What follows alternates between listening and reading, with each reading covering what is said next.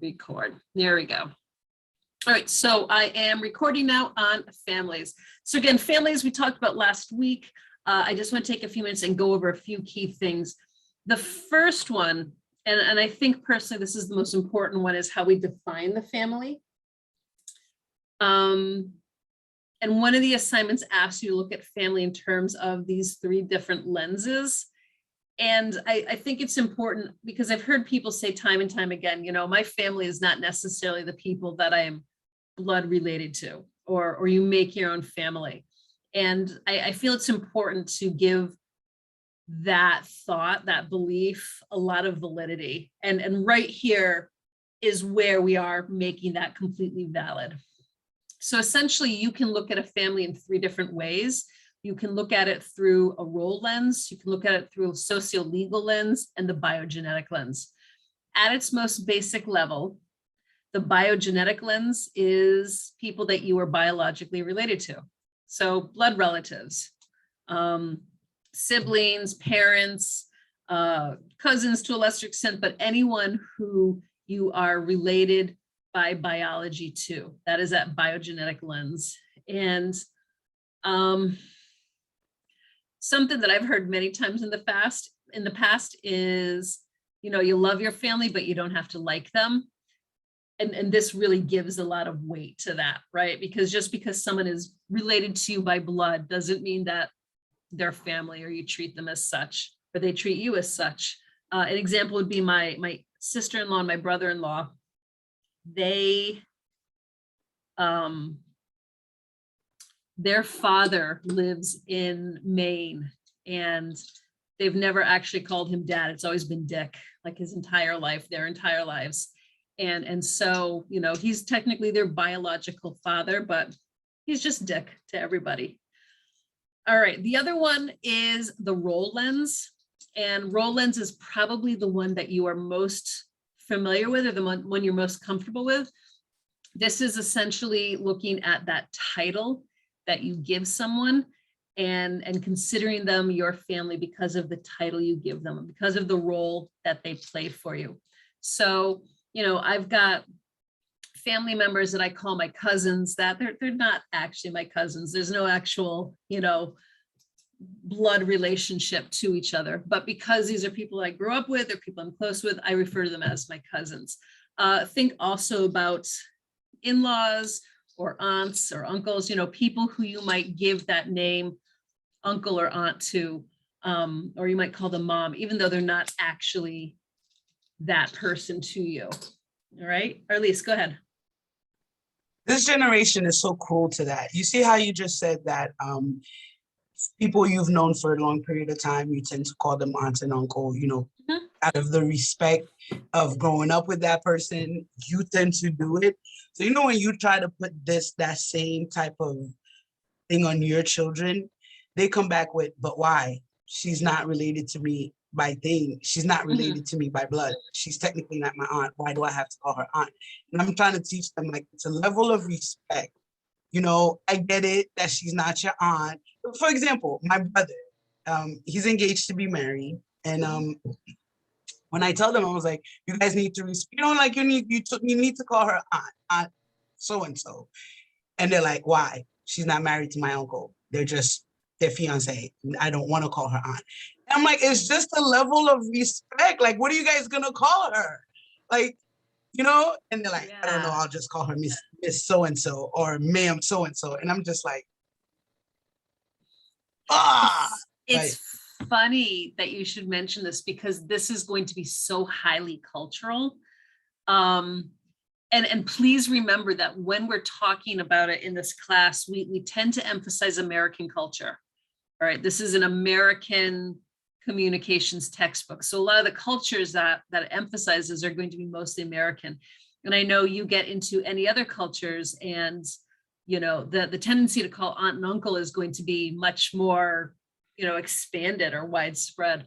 I would argue, and I know your kids are a little bit older, but some of this is also going to be them being kids and just testing limits.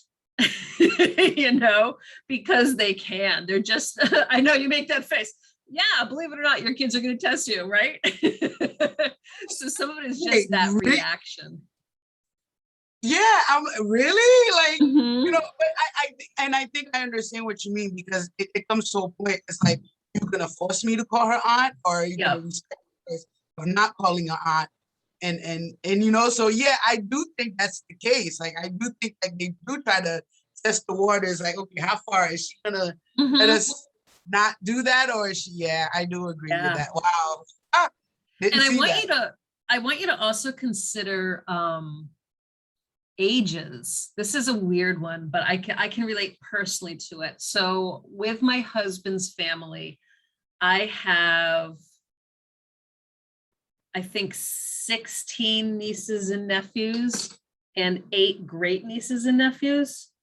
Like, it's huge. I've been a great aunt now for about 16, 17 years. Let me see really quick how many there are. 8 great grandchildren, so 19. I have 19 nieces and nephews, and I have 8 great nieces and great nephews. Um, Here's the thing though, my husband is the youngest of a family of 7. And what that means is his siblings are upwards of 18, 19 years older than him. And him being the youngest means that several of his siblings were having kids when he himself was a baby. He first became an uncle when he was 6 years old. So what that means is I am only 3 years older than my oldest nephew. And most of my nieces and nephews are in their 30s, and I'm 41. So that being the case, it's weird for them to call me, especially the ones that are really close in age to me. It's weird for them to call me Aunt Ellen. So no, don't say it. Just call me Ellen, I was because about to say, do they yeah. though? Like, do they attempt to do it? Well, that's the weird thing where my husband he's 3 years older than me. He insists that they call him Uncle Steve. So I'm thinking of one niece in particular. She is the same age as my sister, right? And she calls him Uncle Steve and she calls me Ellen, because it's like, there's literally 7 or 8 years between us. You don't need to call me aunt. So again, that role, that name is so weird, and it's only because of the age difference. It really is. So, and then, yeah, the oldest nephew is 38. The youngest is, I think my daughter is actually the youngest grandchild. But after that, the youngest is like 5 or 6. So it's just this weird range. But it goes back to that role lens. You call the people what you want to call them. You decide who is your family and who isn't. And I think that's just so important, especially when you talk about people who maybe they have really difficult family lives or really difficult backgrounds. I always think about like the gay community, and you have so many people who their blood relatives, their biological relatives don't accept them for who they are. So they find their own families, they make their own families with those people that do accept them. So super important one. All right, the last one is the socio-legal lens. And this one I think really bears a little bit of discussion because it is so confusing. It really truly is. This essentially has to do with any family structure that the government recognizes, that the government understands and respects and has some sort of policy towards. Let me give you an example. In 2015, June 2015, the government, the Supreme Court finally ruled for marriage equality and made gay marriage legal across the country. Now, how you feel about that right now is irrelevant, but the important thing is they legalized it. And so what that means, and this is that socio-legal point of view, what that means is 2 people of the same sex can get married, can have a family, and they're protected by rights that a heterosexual couple will have. And so in this case, it's less about the role that they play with each other. It's less about how they might or might not be biologically related to children and other family members, but it's more about the legal rights that they get because of it, you know, and how the government recognizes them as a family or not. All right. So those are really, really just important ones. I thought it was important to go over with you. Any thoughts on those? Any questions or things that are unclear? Not a question, just like the comment, because I think when you check our homework for the God, the The video? yeah, so I kind of think I got it confused a little bit. I have to go back and look at it from the explanation that you gave. But I don't know. I'm hoping that I did use it correctly. So I'm trying to remember, this is visiting mom at the station, right? It's the EMTs at the fire station. Okay. They've got the little boy or, you know, the teenage boy. One of those questions asks you to identify this family and pick one of those roles. Do you think they're actually related or not? Do you think it's a role lens? Do you think it's a biogenetic lens? You know, if you feel the need to go back and fix them, you're welcome to. Most people see that family group, and I say family because we're not sure, as a role lens, right? The kid mentions Uncle so-and-so and the other uncle, but the conversation is always, are they really related biologically to them? And who knows? Yeah, and that was yeah, okay. I might have to go back and check that. Well, if you said that they are related, that's a way of looking at it. It can be. If you say that they're not actually related biologically, that's another way. I mean, well, I pretty much, it was pretty much, you don't really know how they are related, because it might be because he's the mom that works at the station, she might have known them for a long period of time. Exactly. And they grew up seeing him, and it might be he just out of respect calls them uncle. So I was trying to figure it, and I think I did pick Rollins. I'm not sure, but sure. Yeah. And that one makes a lot of sense. I mean, I think of my own daughter who frankly calls like half of our friends, she just calls them uncle, you know, Auntie Michelle or Auntie Kathy, and they're not, they just went to college with me. It's basically it. So yeah, that's a good thing to point out. All right. There are a lot of other things here about families. I can post this PowerPoint later on so you can see it as well. A lot of it, like you said earlier, Arlise, it's a no-brainer. Families have shared history, there's attachment, there's interaction between them. And most importantly, families determine family status. Just because you are biologically related to someone does not mean they're your family. If you don't want that person to be your family, they don't have to be your family. It is totally up to you. It's your choice, how you determine who's family to you and who's not. So don't let anyone argue that, you know, you should talk to this person even if you don't want to. Families have changed over the years, obviously. I want to show you just a couple cool facts about families that I've found over the years. Family size is decreasing. So 4 years ago, there were only 60.3 births per 1,000 women in this country, and that's the lowest that it's ever been. So family size is decreasing. If you think about your own families, how many siblings you have versus how many kids you have, you might notice there's a difference. I'm the oldest of 3. My husband is the youngest of 7. We have 1. So tell me about from 10 people down to 1 person. So family sizes are totally decreasing. Here's another one that's really interesting. In 1980, the average age of a woman having her first baby was 22.7, so almost 23 years old. In 2013, it was 26. And so people are waiting, women in particular are waiting longer and longer to have their children. In many cases, this is because more women are going to college, more women are pursuing an education, or they're pursuing a career. But if you think about how many 23-year-olds do you know with children? They're out there. There's definitely out there, but that number is decreasing a lot. And I know, you know, most of the people that I know now had their kids in their 30s. And again, family size has been decreasing. Again, Average number of children a family has now is 2.4. So families are getting smaller. Family structures, divorce rate has been decreasing since the mid 1980s too. This is one that I find it really, really surprising, because I guess I was kind of brought up to think that so many people are getting divorces, and it's actually decreasing. Mostly, any idea why divorce rates are decreasing? Because I think a lot of people that are living together that have lived together long enough are not making the effort to get married. So when they Yeah. do leave, so there's no Mhm. record of I've been married and I've been divorced. It's just that people are not, they're willing to live with somebody for 20 some odd years, but as far as making that commitment to be married, a lot of them are not making it. So yeah, I Yeah. think that's pretty much why. My husband and I lived together 13 years before we got married. And then my mom was like, oh my God, thank goodness. Right.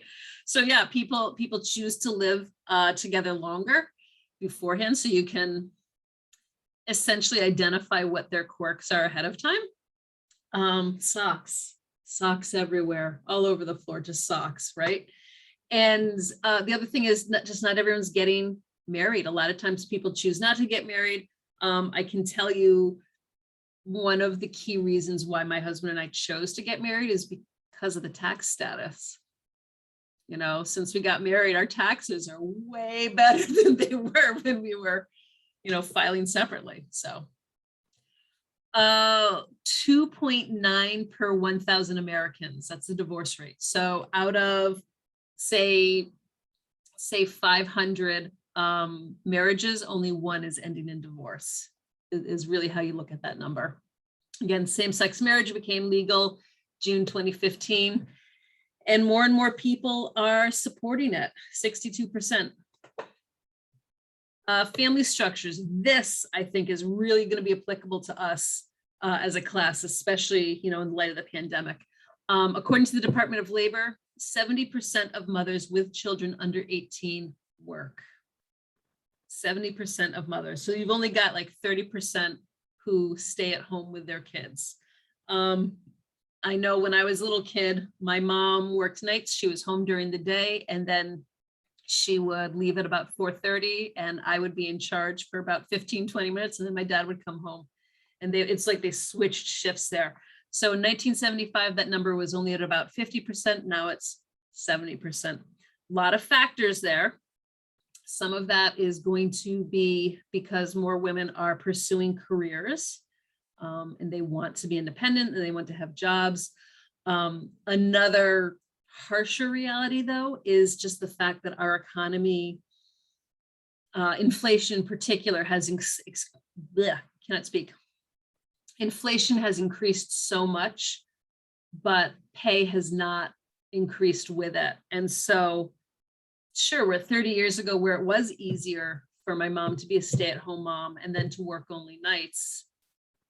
Think about it now. If you've got two people in a household bringing in income and one person loses their job, that's devastating. It's a huge, huge, devastating blow. So in a lot of these cases, 70% of women are working outside the family because they have to. They don't have a choice in the matter. So kind of a scary reality there. This one you will love. Men help more with household chores, but women still do most of it. Women still do most of the work around the house. Where was I? I took my daughter to swim lessons last night, and while I was gone, my husband cleaned the house, and he's like, look what I did. It's amazing. It's like, I could have done that a few days ago, So even though it's more equal and more men do more responsibility and take more responsibility, it's still not completely equal. And I think what you're going to find is, and I'm sure you see this in your own relationships, your own families, or people women still tend to shoulder more of that mental load. What's for dinner tonight? What are we doing tomorrow? Does the baby have clean socks? Someone's birthday is next week. We need to get a birthday present. Christmas is coming. Someone's got to, get all that stuff organized. And so in that instance, women still take on more of that responsibility and more of that workload. And men do the dishes now and then. But they agree it should be equally shared. Why that is, part of that could be because of our ages. We're in this weird place where a lot of us grew up seeing daddy going to work and mom's at home taking care of everything, or seeing the same thing with our grandparents. And so that cultural belief or that expectation still kind of carries over a lot. All right, so, and then finally, this is kind of a sad one. When you talk about families living together, more young adults are living with their parents than ever before. And living with one's parents has become more common for adults between 18 and 34. You may live with your parents. You may know someone who does. I know both of my sisters graduated from college and then moved back in with my parents for several years each. So it's amazing to see that. I did not. I moved out within 3 days after I graduated. But again, that's me being a little bit older than them too. So, but that's a more and more common living arrangement. Here's another one. More people live in multi-generational households. So you might have aunts living with you, uncles, grandparents. And then in 1950, 21% of Americans lived in households with 2 or more generations. Part of that, just so you know, has to do with social norms. In 1950 and prior to that, it was very uncommon for young women to go out and get apartments by themselves. You stayed home and you lived with your parents until you got married. An example of that is my mom. She got married at 22 because she didn't want to live with my grandparents anymore. So that's why she got married. So in 1950, 21% of people lived in households. That number, of course, is going to be overwhelmingly female. And now 1980, only 12% did. Again, think about cost of living in 1980 versus 2016, 20% again live with their parents. And I think whereas 1950 has more to do with social norms and expectations, 1980 and 2016 has more to do with just the cost of living. So it's really weird to see these things, but to see exactly how the economy and inflation and just bills impacts things like family structure. All right. So I'm going to leave off there with our conversation about families, because I do want to spend a little time on work as well. Any thoughts on family structures before we break it off? Do you see it though? Do you kind of relate to it? You can see how it, you know, again, I go back to my sisters. They're both younger than me. They both moved home. And technically, I don't know what you think about generations, whether you're a millennial or a zennial or whatever, baby boomer, what's in between that? Gen X, that sort of thing. Those lines are very fuzzy, so it's hard to distinguish one from the other. But you do see differences, especially when you've got kids who are like 10 or more years apart. Okay, so I'm going to go ahead and stop recording